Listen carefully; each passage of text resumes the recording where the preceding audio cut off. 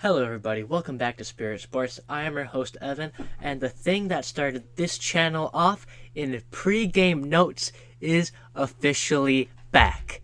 But before we get into this, I should tell you that if you enjoyed this video, please like it and share it with somebody that you think will like the video too.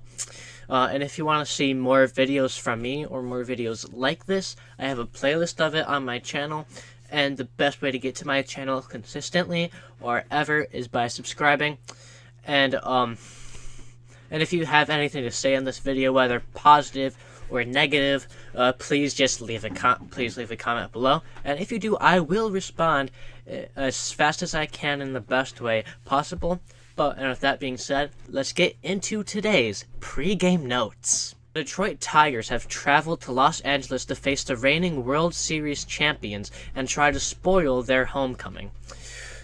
And at the same time, they're trying to build upon their successes from last season. The first two games have already gone by, and the third is coming very quickly. So, I guess I should give you a rough summary and my takeaways of the first two games. The Dodgers held off a very powerful-looking Tigers comeback to win Game 1, and they benefited from a bad call to eventually win in Game 2, both of which were incredible games, and I dare say they were opening weekend classics. The Tigers have generally struggled to put the bat on the ball in clutch situations with man on base, despite the fact that they are out hitting the Dodgers.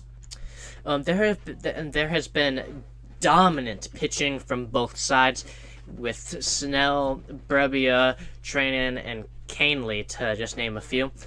And the Tigers, this young team who no one knows what's going to happen, especially with the chaos of last season, and not what's going to happen this season with injuries, uncertainties, but they can hang with the Dodgers, who are a proven contender, and are probably many people's picks to get to the World Series.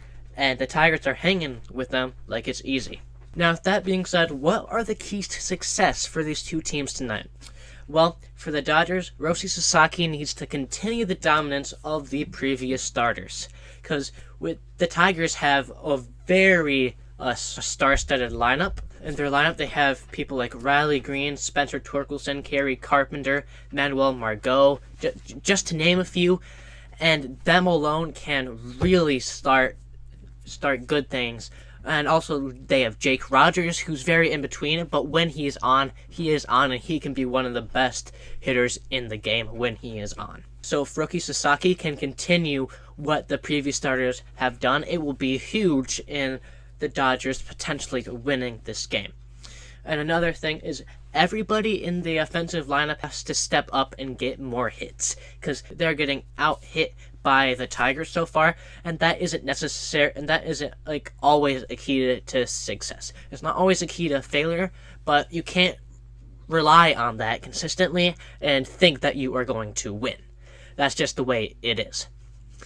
And then the last thing is Roki Sasaki has to keep his pitch count low and work through these batters really fast so he can get deep into this game and give the bullpen some rest, because the bullpen has been used crazily these first two games. And I don't know if there's anybody left in the bullpen who hasn't been used. I haven't looked into that, but he needs to go as deep as he possibly can. Now, keys to success for the Tigers, same thing that Roki Sasaki has to do for Reese Olson, where he needs to continue the dominance of the previous starters. Because with people like Shohei Ohtani, Freddie Freeman, Tommy Edman, Teoscar Hernandez, and much more, and some of these threats aren't even in their starting lineup, they're in the bench. Which is crazy to think about how good of a team the Dodgers really are, if you think about it for more than 2 seconds. I mean, Reese Olson, if he can continue what Jack Flaherty and Tarek Skubal did, he was going to put the Tigers in a really good spot for when the bullpen takes over for him. The second thing the Tigers have to do is they need to start hitting in these clutch situations, and by doing so, they would limit the men that they leave on base, which is also a thing that they have to limit. So if they can start hitting with men on second and third base, and obviously when doing so they'd leave less men on base, but if they can do both those things, that will be more run producing. It'll be making the best of their opportunities that they can. With that and a little bit of luck, they could really beat the Dodgers. They've been getting better at it in these first two games. The first game, they were really bad. They had no hits with men and with runners in scoring positions. Yesterday they had a few hits, but it wasn't good at all. This game, they really need to step it up if they do really expect to beat the Dodgers. And then the last thing is the Tigers' young talent in Colt Keith, Trey Sweeney, and Ryan Kreidler have to start hitting better.